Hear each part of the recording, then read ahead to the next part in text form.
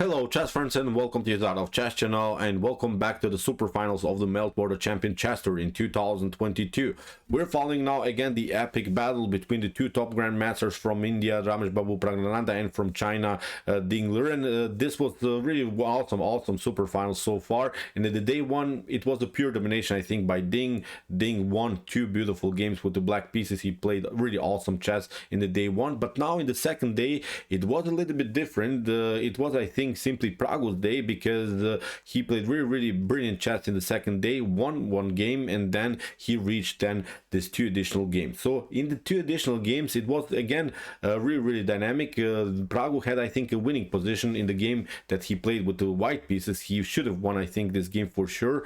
I'm not sure what happened, but everyone makes mistakes, inaccuracies, blunders, but it was, I think, a really beautiful moment for Praggo. He could have really won the game. So we're following now the second additional game, which is of course a blitz game in which Liren played with the white pieces and Praggo played with the black pieces, and for the purpose of this video we'll call it simply the decisive game. So let's see now what happened. Ding played with the white pieces, as I said, and opened with the move d4. We have knight to f6 by Praggo, we have c4, and after move e6 we have knight to c3. For bishop to b4 we have now the Nimzo Indian defense. And okay, the Nimzo is perfectly fine because you equalize the position in the early stage of the game, you have great drawish chances, but when you mess up the pawn structure, maybe if you play bishop to c3 early, then you mess up the pawn structure, then the pawn structure is imbalanced, asymmetrical, then of course you have also some winning chances. So after move e3 we have now the so-called normal line. White is waiting now black to take. If black wants to take the knight on c3, it's perfectly fine, but what you don't want to play in the normal line is to force your opponent to with the move a3. You're waiting, and then afterwards you want to play bishop to d2, maybe you want to play also bishop to d3, then follow up with knight to e2, because then you don't get this risk to get the messed up pawn structure on the c file. So here in the continuation, after move e3 we have kingside castling by Praggo, we have bishop to d2, and now d5, because the Darshwood bishop of whites is many times locked here a little bit by its own pawn structure. So that's why with the move d5 black is closing the light squares, it's not allowing this pawn maybe to get advanced and maybe to get this bishop somehow into the game. So now Liren wants also in the continuation of the game kick away the bishop, and if bishop to c3 happens, still he doesn't have, of course, to mess up his pawn structure. He still can recapture then with the piece the knight on c3. So after move a3 Praggo retreats simply to e7. We have now knight to f3 and now b6. This is now many times a playable position because black wants to play bishop to b7, then d takes c4, liberate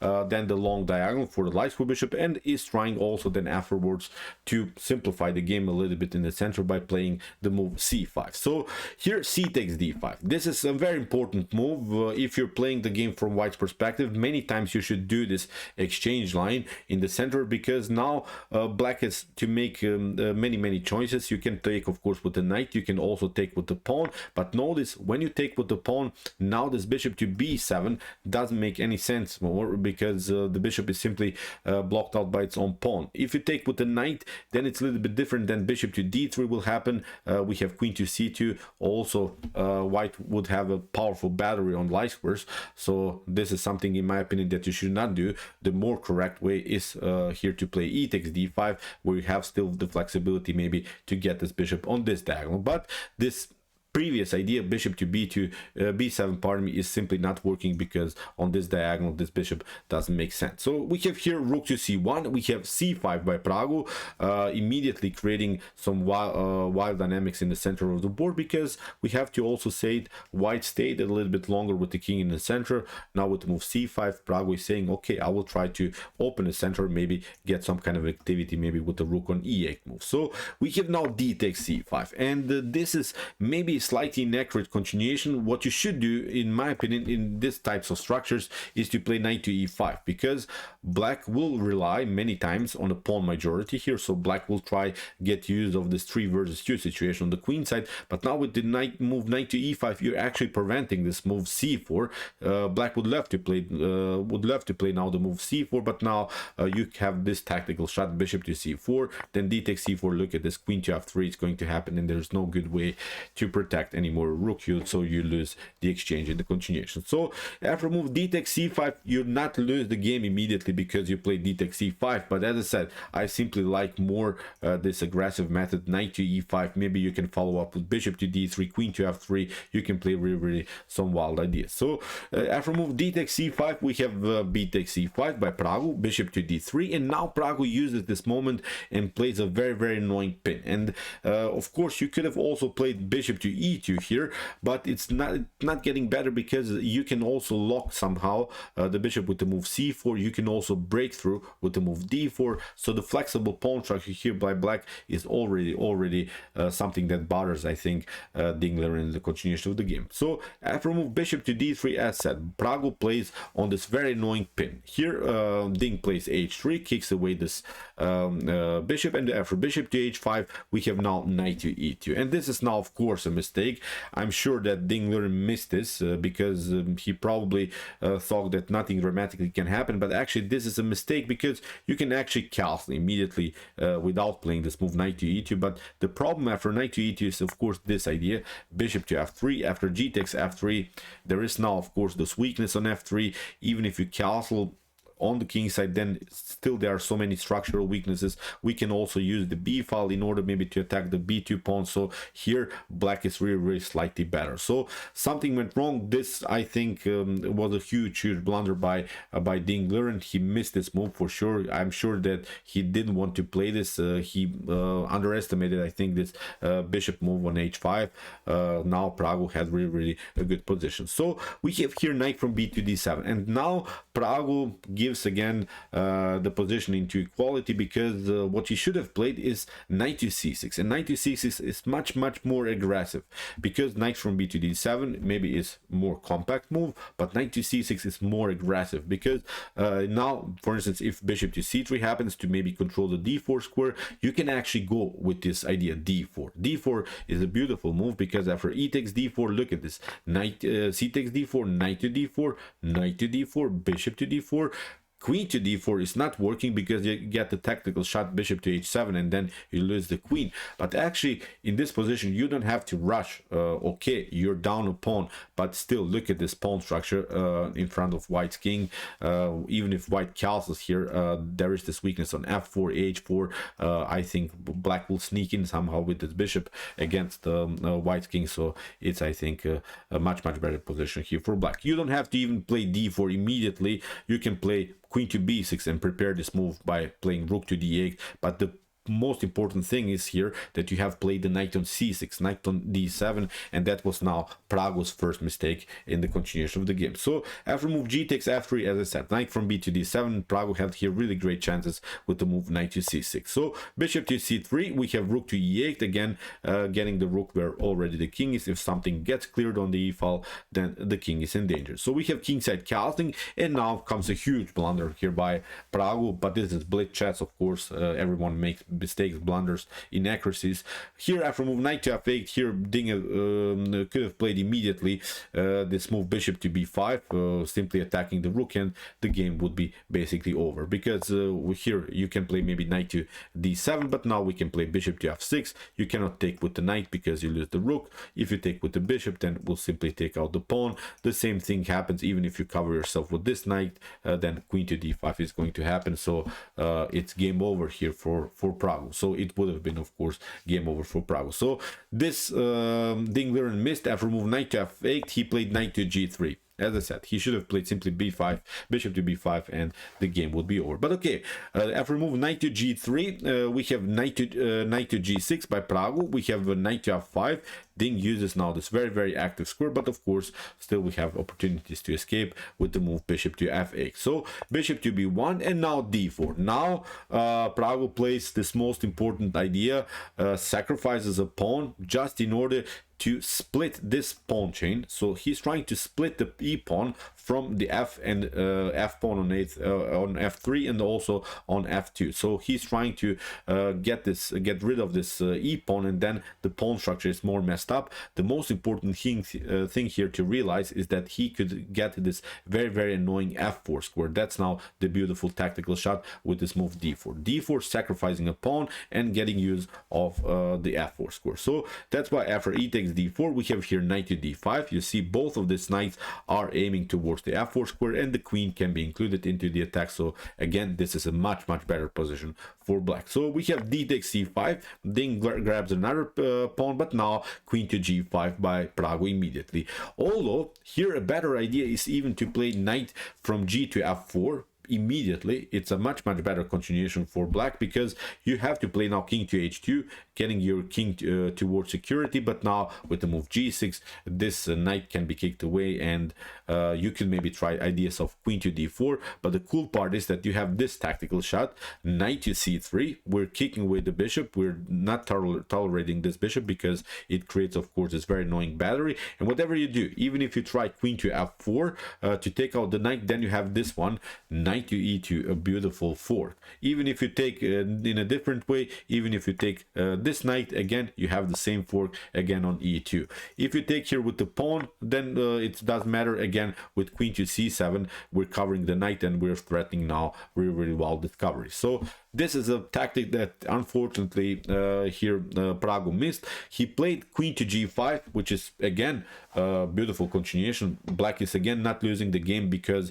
black played this continuation, but knight to f4, knight from g to f4 was much more powerful. So here we have king to h2, we have rook to d8, getting the rook where the queen is. The queen has to play now on a4, and now knight to f4 immediately here by Pragg. Again, a very interesting idea would have been rook to e2 immediately, because if white wants to trade now the queens on g4, there is again a beautiful tactical shot, rook to f2.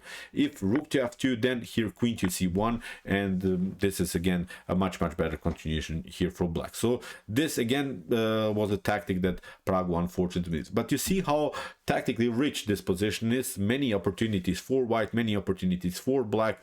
Really a dynamic position for both sides. So after move knight to f4, we have rook to g1. Here, so as I said, instead of this move rook to e2, Pragg played knight to f4, so he didn't play this active rook move on e2, so he again used this f4 square in his attack. After move knight to f4, here Liren response was rook to g1, and after queen to h5, we're threatening now also very dangerous checkmate on h3. So that's why rook to g3, and now here Pragg plays a brilliant move, a fork on e2. After rook from c to g1, that was the only way to defend his position. Pragg makes now again maybe a slightly inaccuracy, because he takes the rook, and actually here in my opinion taking the bishop is even much better, because look at this, you have to play now b takes c3. Sorry, I messed up something here, sorry. So after b takes c3, you can simply take out this pawn on c5, and although we have to say black is down a pawn, white still has this pawn on c3, but the pawn structure is again so messed up. You have to first protect your f2 pawn.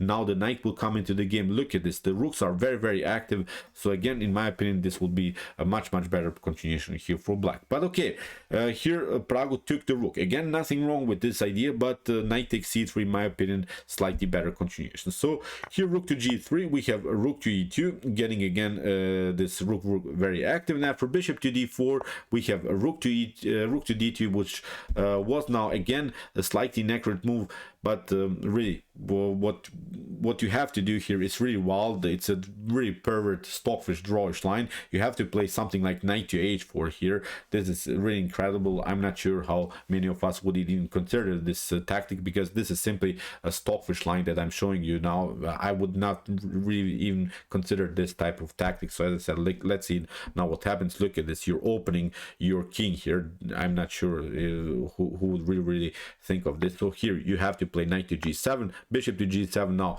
look at this, what happens, rook to g7. But I really wanted to show how beautiful chess can really be. After rook to g7, you can play something like king to f8, but now after rook to h7, you can even take out the rook. Look at this, bishop to h7, and now you can also take out this one. Rook to d4 is a possibility, because if you play now rook to queen to d4, then you get the fork on f3. So this was really a perfect line that no one really can see. So here, as I said, that was the only way to make something now out of this position. Pragg had his chances, but now after rook to d2, here Ding is taking over, and suddenly Ding has a much better continuation, because he can now attack the rook. We have rook to d5 by Pragg, but now this rook comes into the game, the queen gets kicked away, you have to play a queen to f3, but now with bishop to e4, here Ding has a really beautiful position. So the queen has to step back here after queen to d1, rook to d1. Here Ding doesn't want to even take out the rook, it doesn't matter,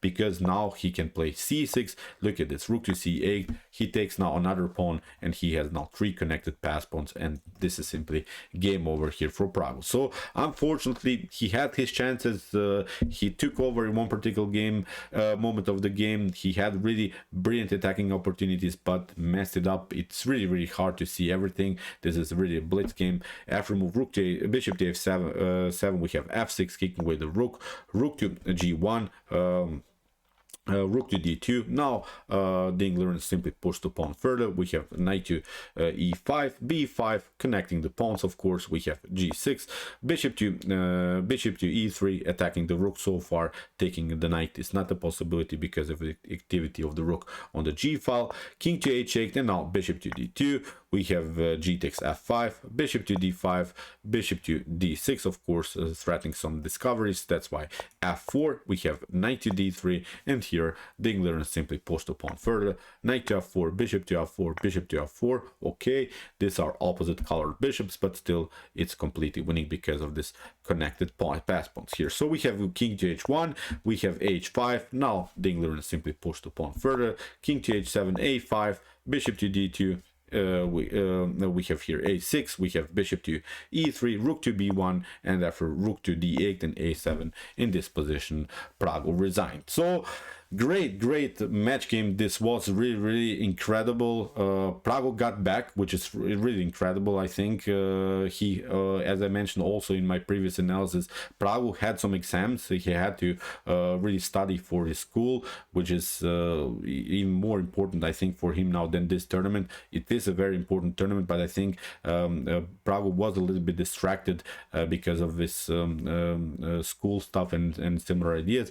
So okay, probably Ding Liren would always be maybe the favorite against Pragg, but Pragg had really chances, I think, here. And also Ding Liren mentioned and he praised really Pragg in the post-game interview that Pragg will for sure be a top grandmaster in the near future. He's already a top grandmaster, so I wish him all of the best. He could have really won such a strong and beautiful tournament, but unfortunately messed some things up. But this is simply chess. He will get his tournaments for sure in the near future. We'll see Pragg for sure winning maybe such an event like the Meltwater Champions Chess Tour. So as I said, chess has a bright future, especially for Pragg, of course. So okay, I hope that you enjoyed the game. I really enjoyed it a lot. Interesting ideas also in the Nimzo with these hanging pawn structures, with structural weaknesses, weak square positions, attacking opportunities. So it was quite a dynamic game. So okay, if you want to see also some other games that we have covered so far, check out also my previous analysis. Here are some links of some games that we have covered so far. And if you like this content, don't forget to subscribe to my channel. See you soon with some more videos, and chess is the best, of course.